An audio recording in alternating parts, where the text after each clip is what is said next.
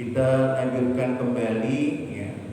Setelah kita membahas tentang sunnah-sunnah wudu, kita lanjut dengan bab baru, pasal baru tentang hukum istinja. Ya, hukum istinja. Ya, kita kembali ke matan. Kita bacakan matanya dulu. Wal istinja'u wajibun. Hukum istinja itu bersuci ya, bersuci ya, minal bauli wal ghaid, itu bersuci dari buang air kecil dan buang air besar, namanya istinja Pak ya. Jadi istinja itu bersuci dari buang air kecil maupun buang air besar ya, itu namanya istinja. Itu hukumnya wajib ya. Jadi apabila kita buang air kecil dan buang air besar, maka kita wajib bersuci. Nah, wajib bersuci. Wal afdalu al yustanja bil ahjari. Yang lebih afdal beristinja ya, yaitu membuang bersuci itu dengan ahjar, dengan batu.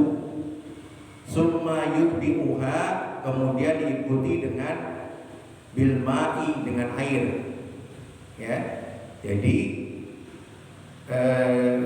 ketika beristinja ya, bersuci ya, dari buang air kecil maupun buang air besar, afdalnya yaitu dengan batu ya, beberapa buah batu. Ahjar itu beberapa buah batu. Summa yutbi'uha, kemudian diikuti dengan bil ma'i, dengan air.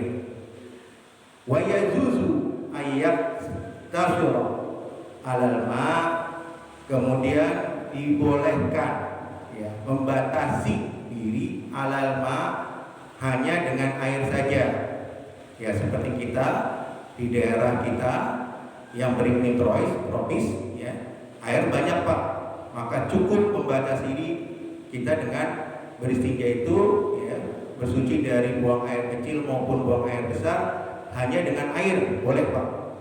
Au ala salah satin ahjar, atau dengan 3 buah batu ya, bisa pilih. Tapi kalau kita memilih dengan air ya. Yunaqqa bihinal mahala ya, itu tempat buang airnya Pak ya, tempat buang airnya. Faida awal dan iktisara, apabila hendak memilih ya, alal ahadihima, atas salah satu dari keduanya, yaitu antara batu dan air, wal ma'u afdalu, maka air lebih afdal, maka air itu lebih utama ya. Itu matanya Pak. Nah, kita akan gali dengan mempelajari syarahnya. Syarah ini Pak, syarah Kifayatul Ahyar, ini dibahas di kalangan pesantren. Kalangan pesantren pun itu untuk kalangan menengah ke atas, bukan kalangan santri-santri di kalangan bawah Pak. Bahkan di kalangan universitas ya, di kita universitas Islam negeri, kemudian di mahat-mahat, kemudian di perguruan tinggi luar negeri, bahkan Al-Azhar pun memakai kitab Kifayatul Ahyar. Jadi kita bersyukur ya, kita bahas di sini juga, bahas kitab Kifayatul Ahyar, kita derajat Pak dengan mereka, dengan teman-teman yang kuliah ya, dengan teman-teman yang kuliah ya. Jadi kalau di kuliah Pak, bahasnya kitab ini Pak ya, bahasa kitab ini ya, kita bersyukur kita kaji bersama. Oke, kita bahas syarahnya ya. Kalau berkata musannif ya, musannif itu adalah pengarang Pak, pengarang kitab yaitu matan Abu Suja ya, tadi matannya ya Pak. Faslun, pasal wal istinja wajibun, beristinja itu bersuci ya, minal bauli wal ghaidi, dari buang air kecil dan buang air besar itu dihukumi wajib.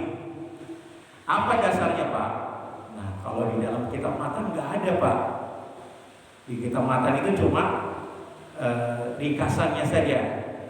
Bukan berarti yang buat matan itu Imam Abu Suja tidak memahami dalilnya, tapi tujuannya untuk bisa menghafal para santri-santri kelas bawah Pak. ya. Jadi para santri-santri kelas bawah itu menghafal matanya dulu, kemudian setelah mereka memahami mata baru belajar syarahnya. Syarah itu artinya penjelasan, ya. Maka dalilnya adalah biqaulihi sallallahu alaihi wasallam, sebagaimana sabda Nabi sallallahu alaihi wasallam, wal yastanji bisalasati ahjar, ya, bersucilah dengan 3 buah batu. Kata wal yastanji ini dalam ilmu nahwu, Pak, ya, itu namanya fi'il amr. Fi'il amr dalam kaidah usul, ya, itu menunjukkan wajib, menunjukkan perintah. Amr itu perintah, maka perintah menunjukkan wa dhahiruhu wujub, menunjukkan bahwa itu kewajiban, wajib. Jadi wajib untuk beristinja, ya, beristinja, ya, dari baul dan goib, ya. Jadi buang bersuci dari buang air kecil maupun besar itu dihukumi wajib. Apalagi dengan kalau di daerah gurun itu pakai 3 buah batu. Ya, ini karena kasusnya adalah Nabi turun di daerah yang gurun, Pak, maka diwajibkan menggunakan 3 buah batu. Ya, seperti itu. Nah, di sini kalau di dalam footnote-nya dari Abu Hurairah radhiyallahu anhu dan terdapat dalam Musnad Imam Ahmad bin Hanbal dan kemudian dalam Sunan Abu Dawud dan Imam Daruqutni